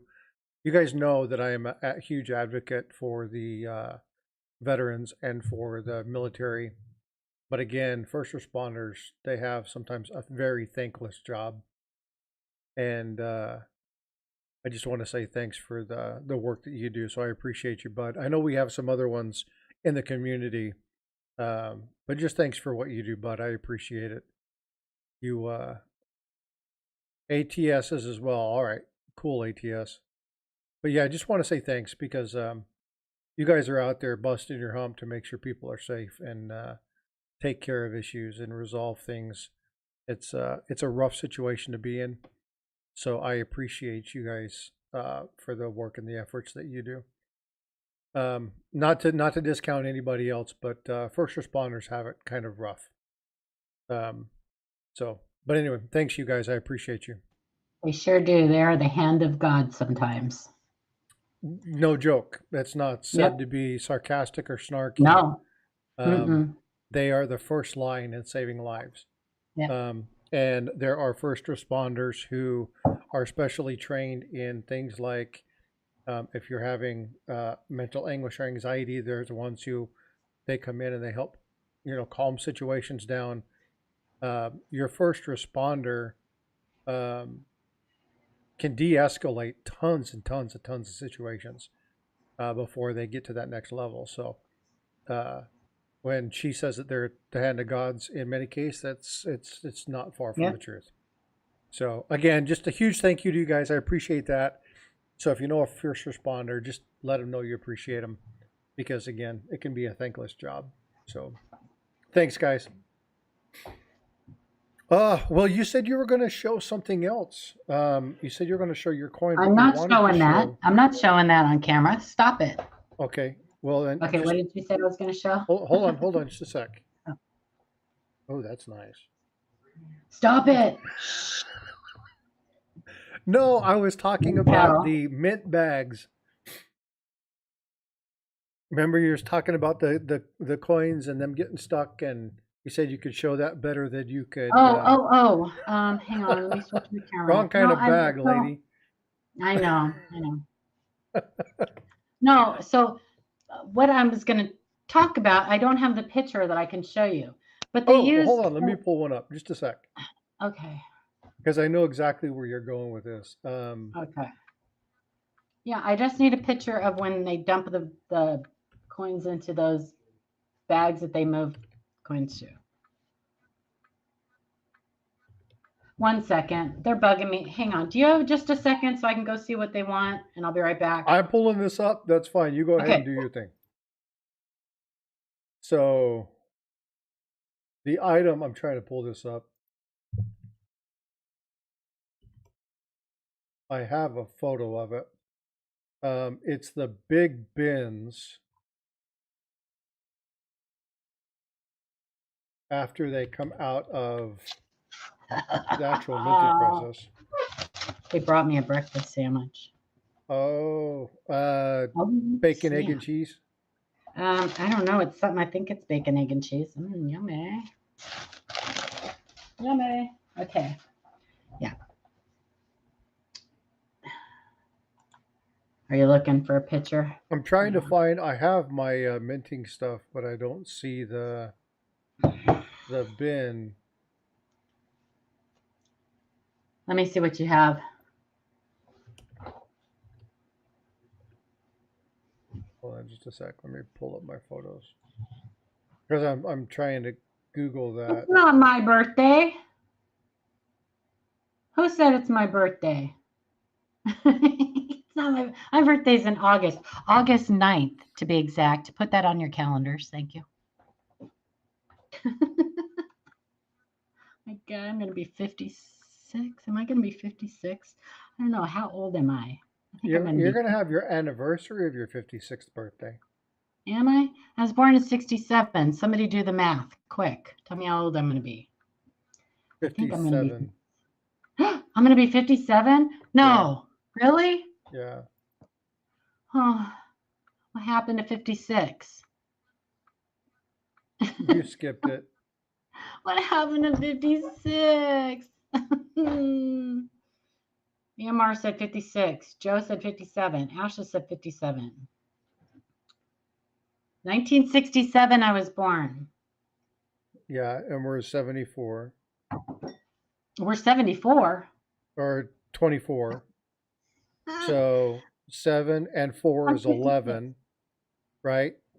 So you can't be. Okay. You got it? Okay, so I'm going to be 57. I better enjoy 56 while I can. I don't remember turning 56. I remember 55.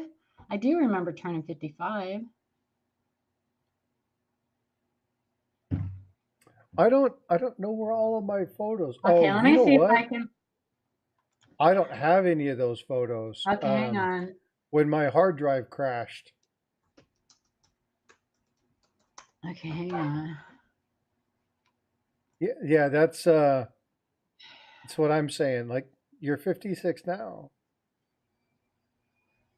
Let's see. There it shows that. Okay, view image. Let me share my screen. Share your screen. Share my screen. I'm looking through all my photos. It would have been easier for me just to Google the. It's okay. Whoa, that's tiny. Oh, I have that image.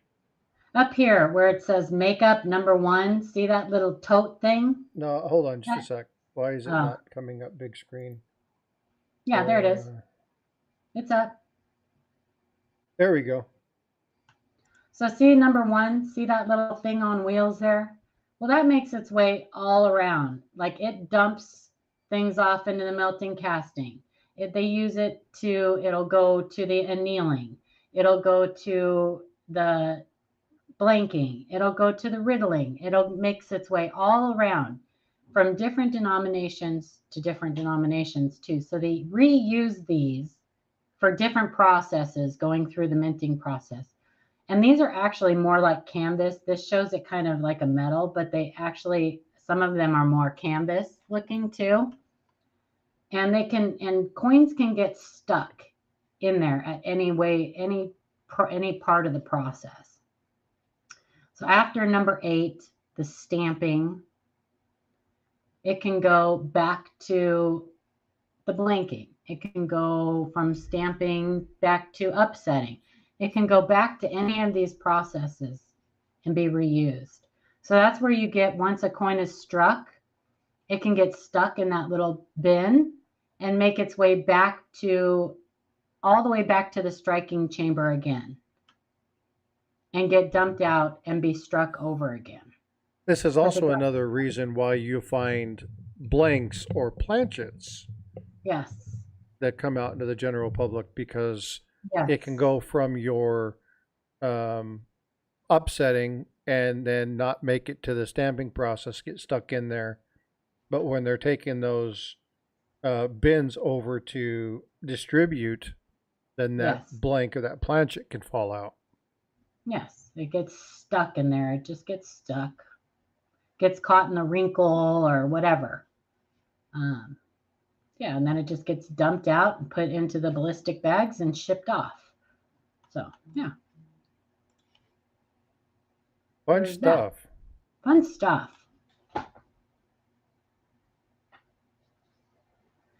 Don't forget to smash that like. Oh, did I? I think I did. You know what I haven't done for a while? Do me a favor, folks. Let's be putting some stuff in chat. Let's go ahead and do that. Brown Sugar's birthday is Wednesday. Happy early birthday. My grandson's birthday is today. He's 14. Oh, well, congratulations. I know. What's up, Coach? What are you trying to do? Exclamation point, horrible Frosty. Age. It's a horrible age. You want the email? Is that what you wanted? Coach did exclamation point Frosty, and I wasn't sure what Coach was looking for.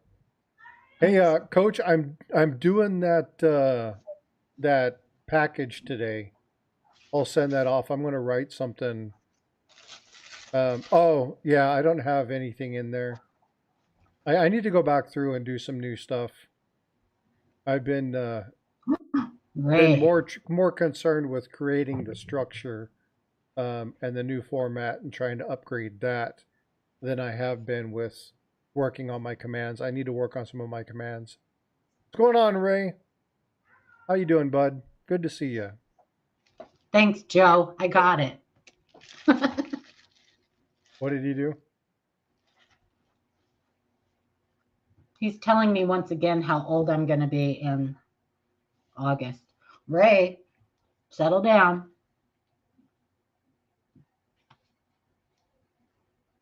Hey, Ray, don't you have to go to church or something?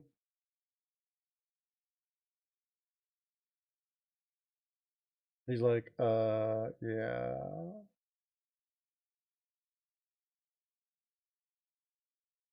Trying to do something, but it's not wanting to work up.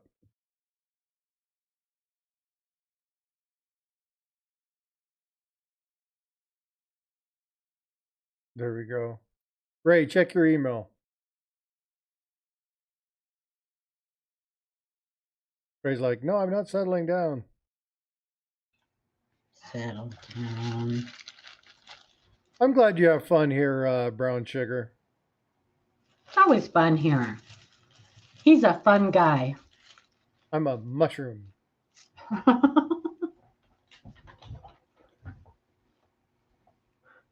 Paula is having her 27th birthday of her 27th anniversary of her 25th birthday. Oh my goodness. That'd actually be your 31st anniversary of your 25th birthday. But anyway, who's counting?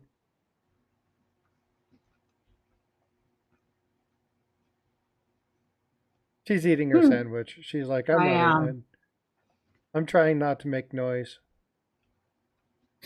I love my new coin too, brown sugar. Thanks. Really cool. So, anybody got any questions or anything?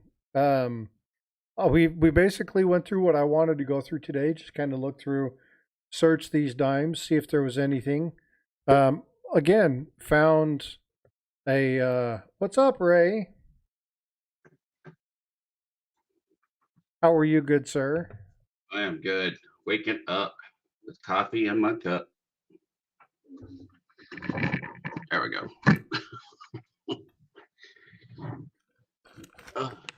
How was your guys' day so far? Good. Had a nice little discussion with everybody and went through some Mercury dimes. Found a barber dime and a Mercury dime roll, which was or barber dime in a Mercury dime roll. Whoa! Which was a sweet. fun little win. That doesn't happen very often. No, and I was like, hey, that is really freaking cool. And it's in decent shape too. It's not slick. It's got some detail on it. I'm actually quite happy with it. So it was a nice little find. What is that? So we got a 64 Kennedy in the roll last night, or in the hunt, the $50 hunt. I got this nice little token too. It's shiny. Yeah, it's like a very proofy, and it says like Guardian Angel or something on it. It's pretty neat. So not too many finds in that box, but we did get one 90% Kennedy. And then the dimes produced absolutely nothing. And now I'm still hunting the rolls of pennies. Very cool. What dimes did you look through?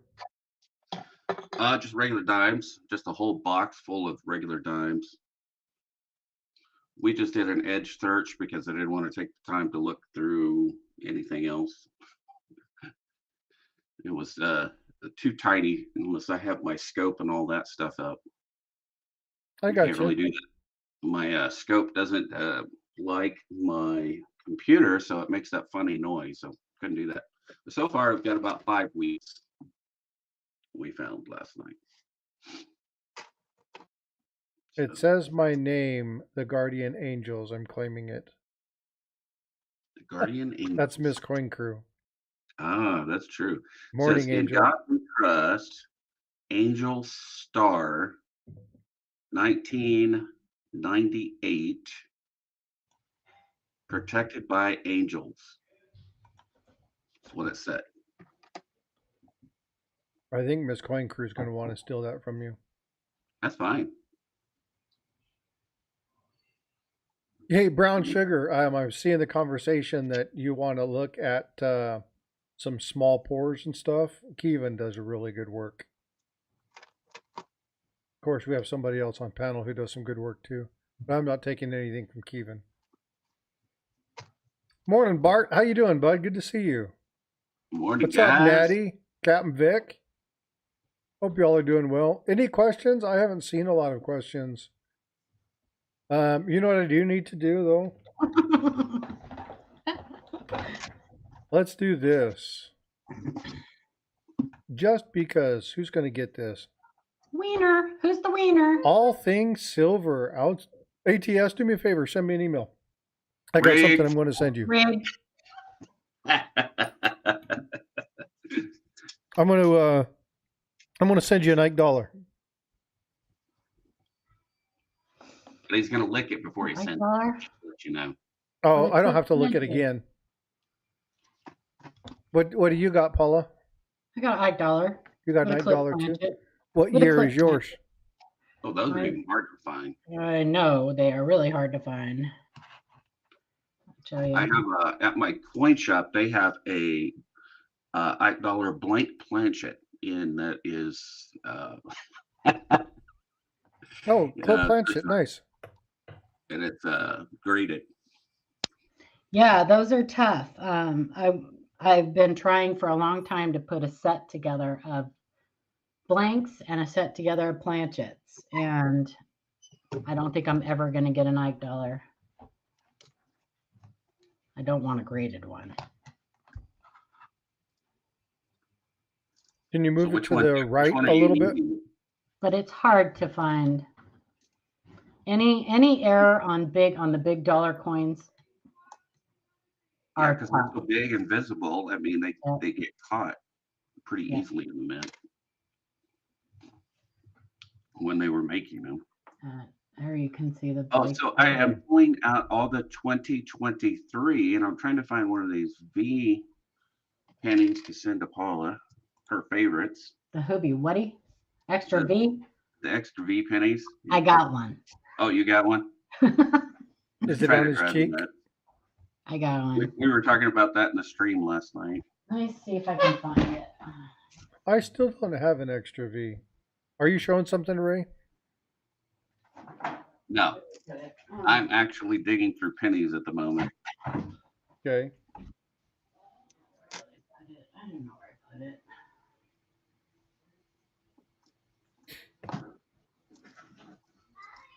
Yeah, I still don't have an extra V. I need to get one.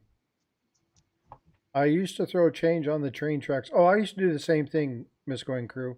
Oh yeah, I did that too. Yep, and we used to take. I actually still have some of mine. Yeah, I don't know where any of my stuff is. You know that.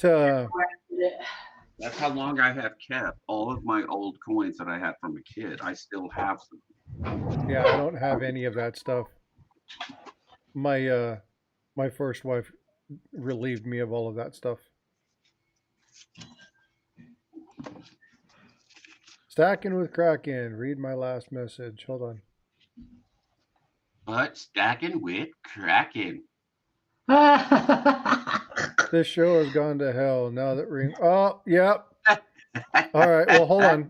We'll do this. Listen, ringworm is no joke. There we go. Okay, now it's better. Oh snap! Bye. I'll miss you. Oh, okay, he's back. He's back. He's back. Athlete's foot. He's gone. He's back. He's gone. He's back. He's gone. He's back. Peekaboo, peekaboo. Peekaboo. I'm done. I'm never moving again. I'm not sure what that means. Got in trouble as a kid for that.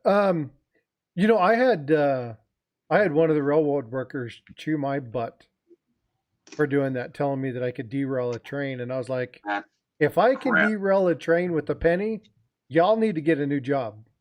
Yeah, I would definitely get a new job because I put some very big rocks on the railroad.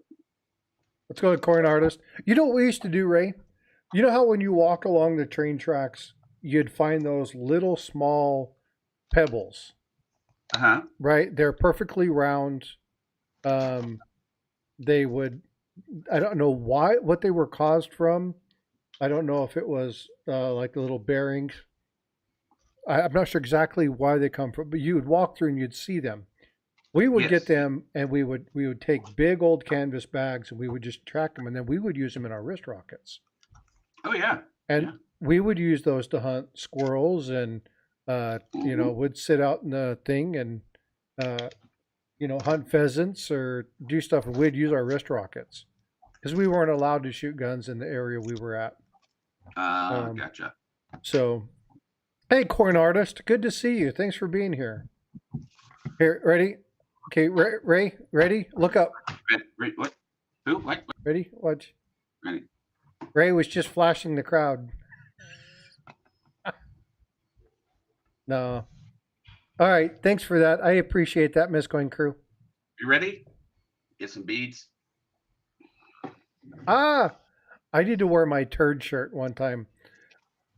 What do you got for us? What are you showing us, Paula? For me? I don't know. Naughty stuff, probably. Nah, not naughty. It's just. Paula doesn't do naughty. I'm the naughty. You forgot the word yet. Yet. Is that the coin toss? Coin toss? What does that mean? Isn't that a niner coin? A what? Oh, it's a trade unit. These were, Ken Potter did these. They're just fun things. This is silver.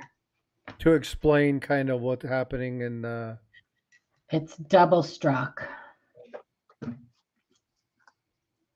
First strike is off center. It's double struck. And there's an AC/DC song called that. Double struck. I don't think that's the name there, Ray. I don't know how it goes. It's been a while. Perry said, "Good morning. What other message did you put in there, Perry? What did I miss?"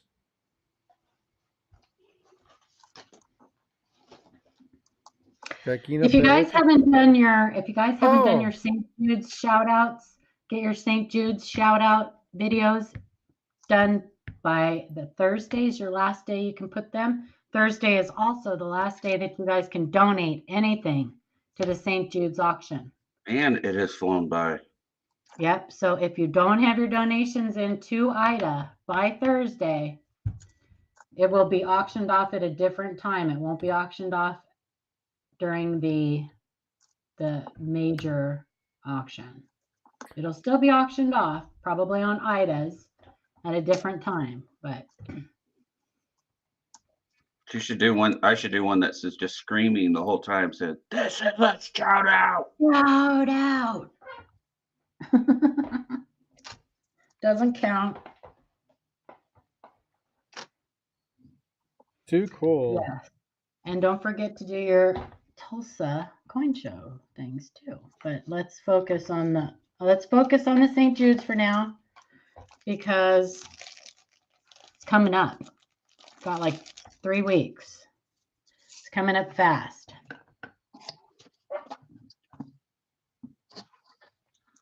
It is coming up pretty fast. Coming up fast, man.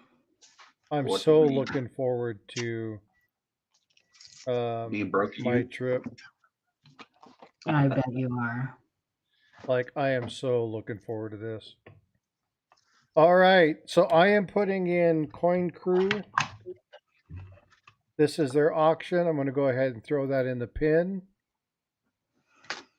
All right, so make sure you guys head over there. I'm going to go ahead and wrap things up. We've only got a couple minutes. Okay. Have a great day, guys. Have a blessed Sunday. Talk to you later. Guys. Bye. Bye. Ooh, I just came big. Why did I become big?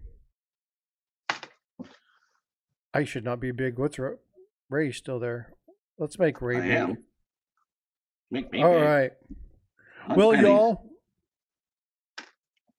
is St. Jude only for USA? Alex, by the time that you sent the information, it probably wouldn't be there in time.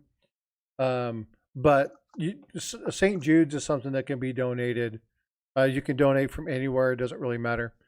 But if you're going to be sending something, now I don't know about shipping. If you're going to be shipping, you need to coordinate with Ida or Amanda ahead of time to coordinate shipping plans and things of that nature.